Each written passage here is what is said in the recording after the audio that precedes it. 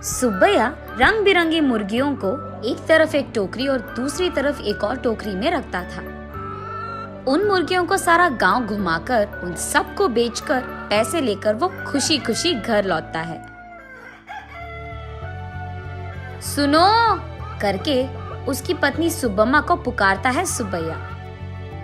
हाँ जी, आप आ गए, सारे मुर्गियों को बेच दिया आपने, ऐसे कहती है सुब्बम्मा। अरे हाँ हाँ, दुगने दाम को बेच दिया मैंने, ऐसे खुशी में कहता है सुब्बैया। हाँ हाँ, उस मुर्गी को अंडे देने के लिए 2 महीने इंतजार करना पड़ेगा अब। हाँ, बात तो सही है। उन सब मुर्गियों में से एक गुलाब रंग की मुर्गी को अपने हाथ में लेकर, हाँ, ये मुर्गी तो हर 2 महीनों में एक बार ही अंडे देता है। काश ये साल भर हर महीने ऐसे अंडे देता, हम इससे बहुत ज्यादा पैसे कमा लेते।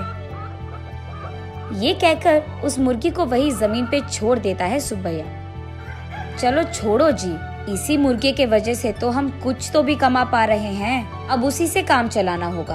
अब चलो, खाने का वक्त हो गया, खाने आ जाइए आप। उस रात के 12 बजने के बाद सुब्बैया धीरे से नींद में जागकर अपनी आंखें खोलता है।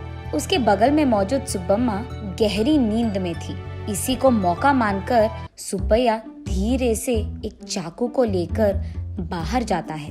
बाहर टोकरी के नीचे मौजूद उस गुलाब रंग की मुर्गी को वो बाहर निकालता है और उस मुर्गी से सुब्बैया ऐसे बात करता है। हर महीना अगर तू अंडा देगी तो तेरा कुछ जाएगा क्या? या फिर तुझे इस बात की घमंड है कि तू एक ही है जो रंग बिरंगे अंडे देती है? आज मैं तेरा घमंड उतार दूंगा। तो क्या कि तुम हर महीना अंडे नहीं देती हो, सारे अंडे तो तुम्हारे ही पेट में है ना। उन सारे अंडों को एक ही साथ बाहर निकालकर मैं उन सबको एक ही बार में बहुत ज्यादा पैसे के लिए बेच दूंगा, देख लेना। ऐसे कहकर जोर से हंसकर उसके चाकू से उस गुलाब रंग की मुर्गी को मार देता है सुब्बैया। लेकिन उसके पेट में देखने पर उसे एक भी अंडा नजर नहीं आता है। हाय भगवान, ऐसे सोचते ही रहता है कि इतने देर में सुब्बम्मा नींद से जाग उठती है। वहाँ आकर उसके पति के किए को देख, अरे भगवान, ये तूने क्या कर दिया? मैंने सोचा कि सबकी तरह तुम मूर्ख नहीं हो, पर तू तो वही निकला। अरे रे, इतनी अच्छी पैसे देने वाली मुर्गी को तूने जान से मार दिया। अरे रे, सोने की बतख की कहानी कभी सुनी नहीं है क्या तुमने? हाय भगवान, ये मेरे पति ने क्या कर दिया?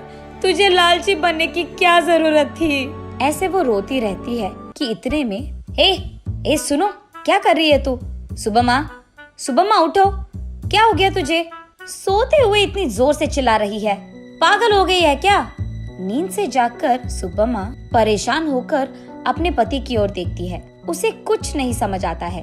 वो तुरंत बाहर जाकर टोकरी के नीचे बैठे उस मुर्गी को भी देखती है। वो मुर्गी तो हमेशा की तरह सही सलामत थी। ये देख सुब्बम्मा अंदर आकर, ओह, ये सब सपना था, मैंने तो सच सोच लिया था इससे, ऐसे कहती है सुब्बैया से। क्या सपना, क्या सच की बात कर रही है? आधी रात को मुझे उठा दिया तूने अच्छी नींद से। चल जाओ, सो जाओ अभी, कहता है सुब्बैया। अरे जाइए ना आप भी, मुझे तो बुरा सपना आया कि आपने उस मुर्गी को जान से मार दिया, क्योंकि आप लालची बनकर उसके पेट में मौजूद अंडों को निकालना चाहते हैं। मैं कितनी घबरा गई पता है आपको? मुझे क्या पता था कि वो सपना है, मैंने तो आपको बहुत डांट लिया, ऐसे कहती है। हाँ हाँ, ठीक है ठीक है, वैसे मैं उस मुर्गी को क्यों मार डालूंगा, मैं क्या पागल हूँ? वैसे मुझे तो हमारा अतीत बहुत अच्छी तरह से याद है।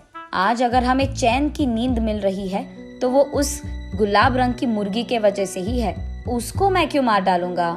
चलो सो जाओ अभी, तुम और तुम्हारे सपने। ऐसे कहकर सुब्बैया सो जाता है। लेकिन सुब्बम्मा वही बैठकर अतीत में चले जाती है। एक समय में सुब्बम्मा और सुब्बैया दोनों मुर्गियों का व्यापार करते थे। सुब्बम्मा कुछ मुर्गियों को अपने घर के पास ही रखती थी। उनको खाना देना, उनके अंडों को इकट्ठा करना और उन अंडों को अगल बगल वालों में बेच देना, बड़े हुए मुर्गियों को बिकाव के लिए रख देना और उन मुर्गियों को सुब्बैया का इधर उधर जाकर बेच देना, यही होता था। लेकिन मुर्गियां हर रोज नहीं बिकती थी, कभी कभार तो 10-15 दिनों में एक ही मुर्गी बिकता था। इसी कारण सारा गांव घूम घूम कर थक कर घर आता था सुब्बैया। कभी कभार तो उन मुर्गियों को दाना डालने के लिए भी सुब्बैया और सुब्बम्मा के पास पैसे नहीं थे। तब एक दिन सारा दिन घूमकर थके हारे सुब्बैया उसके घर लौटता है। घर आकर वो बरामदे में बैठता है और उसके बगल में सुब्बम्मा खड़ी रहती है। क्या आज भी एक भी मुर्गी नहीं बिकी? वो ऐसे पूछ ही रही थी कि वहाँ एक साधु आता है। माता, खाने के लिए कुछ दे दो, ऐसे पूछता है। थका हुआ सुब्बैया, ए साधु, हमारे पास ही खाने के लिए कुछ नहीं है, अब तुम्हें क्या दे? अगर चाहिए तुम्हें तो हमारे पास बहुत सारे मुर्गियां हैं, एक लेकर जाओ, ऐसे कहता है। तब साधु छोटा सा हंसी एक देकर, मुर्गी का मैं क्या करूँगा बेटा, मैं मांस नहीं खाता हूँ, मेरे पास ही एक मुर्गी है, इसको तुम ही पालो, ये लो।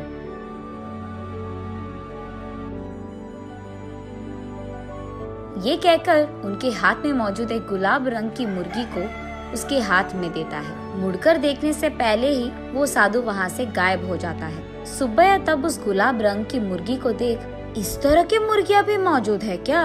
अगर इसी रंग के मुर्गियाँ हमारे पास होंगे तो हम उन्हें दुगने दाम में बेच पाएंगे, ऐसे कहता है सुब्बम्मा को देखते हुए। हाँ चलो ठीक है, अब हमें इस प्रकार के मुर्गी कहाँ मिलेगा? वो साधु मांसाहारी नहीं था इसीलिए दिया उसने, वरना इस रंग की मुर्गी हमारे पास कहाँ से आता? ये कहकर उस मुर्गी को वही एक टोकरी में डालकर वहाँ से चले जाते हैं। अगले दिन देखने पर वो मुर्गी अंडे देता है। ये देख वो दोनों उन सारे अंडों को एक जगह इकट्ठा करके रखते हैं। कुछ दिन बाद उन अंडों से बाहर आए मुर्गियों को देख सुब्बम्मा आश्चर्यचकित हो जाती है। अरे सुनो, इधर आइए आप, सुनते हो? अरे कहाँ हो आप? इधर आइए जल्दी। ऐसे वो अपने पति को पुकारती रहती है। अरे क्या हो गया? ऐसे चिल्ला रही है जैसे कोई मर गया, क्या हो गया? उसके ऐसे कहने पर सुब्बम्मा उसे रंग बिरंगी अंडों को दिखाकर ऐसे कहती है, अरे देखिए ना, उस साधु ने जो मुर्गी हमको दिया है उसके अंडों से रंग बिरंगी मुर्गियाँ आई है। ये कहकर सुब्बम्मा उन मुर्गियों को सुब्बैया को दिखाती है। चलो अच्छा ही हुआ, भगवान की कृपा हो या साधु की, हमारे लिए तो ये भला ही है। चलो हमारी मुश्किलें तो खत्म हो गई। आज ही मैं इन सारे मुर्गियों को बाजार में दुगने दाम पर बेचकर उन पैसों के साथ घर लौटूंगा।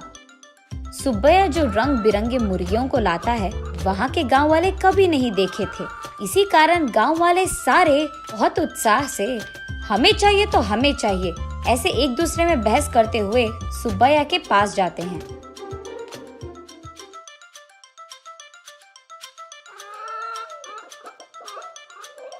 ऐसे वो मुर्गी 1 महीने में सारे दिन अंडे देकर, फिर 2 महीने बिना अंडों के, फिर उसके बाद 1 और महीना सारे दिन